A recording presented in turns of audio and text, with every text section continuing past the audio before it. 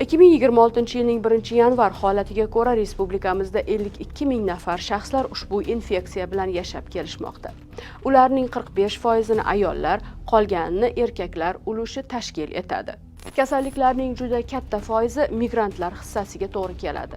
Ammo bugungi kunda ehtiyoj oshib borayotgan kosmetologik xizmatlar ham OITSlar soni ko'payishiga sabab bo'lyapti. Bu borada esa biror statistik raqamlar shakllantirilmagan. Biz masalan hech kim Gulmira opa OITS kasalligidan himoyalanmagan. Ayollarimiz mana hozir boya siz bilan gaplashganimizda ham aytdik. Kosmetologlarimizga juda ham ko'p borishyapti-da hozir. Nafaqat ayollar, erkaklar ham boryapti-da. Masalan, kosmetologiya sohasi O'zbekistonda rivojlanib ketdi-da. Aynan kosmetologiya sohasi bo'yicha yo'qotganlar bir qanchada, lekin bu narsalar yopiq tarzda qolib ketyapti-da. Nimagadir oshkora qilinmayapti bu. Va keyin bizni chetdan kelayotgan migrantlarimiz, aynan Rossiyadan, Turkiyadan kelayotgan migrantlarimiz, aynan kelayotgan bu statistikani aytish noto'g'ri menimcha.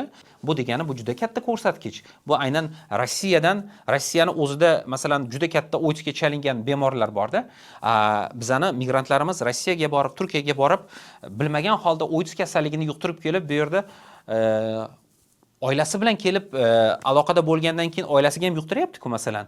Qarindoshlaridan, ba'zi birlarini даже ota-onasi bilmas ekan o'tsga chalinganini, bilasizmi? Qanaqasiga bu ota-onaga aytmaslik kerak.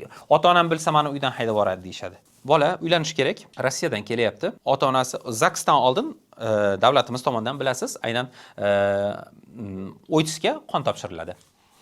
Borib, kelin-kuyov qon topshiryapti, OITS kasalligi kelib chiqyapti boladan.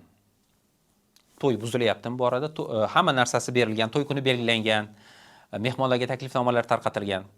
Ota-ona uni eshitib, farzandini haydab yuboryapti uydan. Bitta o'g'lini.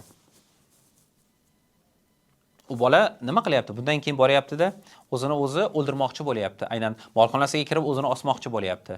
Ota-onasi qutqarib olyapti, lekin shuncha endi lekin baribir uydan chiqarib yuborishyapti. Oxiri nima bo'ldi o'sha bola, bilasizmi? O'sha oxiri shu bola Rossiyaga ketishga majbur bo'ldi. Aynan 70 yoshlik otaxon kelyaptilar. O'tiribmiz.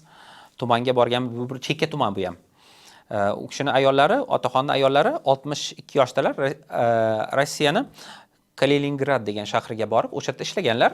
U yerda kim bilandir tanishib qolganlarmi, jinsiy aloqada bo'lganlarda o'sha yerda kasallik yuqtirib kelyaptilar. Yuqtirib kelib, bila turib yuqtirib kelib, turmush o'rtoqlari bilan qo'shilyaptilar. 70 yoshlik nabiralari bor ayol. O'sha odam shunchalik, bilasizmi, meni dedi, men uyga qaytmayman. Agar qo'llaringizdan kelsa ijtimoiy himoyaga aytsalaringiz, meni qariyalar uyiga jo'natib yuborishsin. Men ko'tarib yura olmayman bu narsani dedi.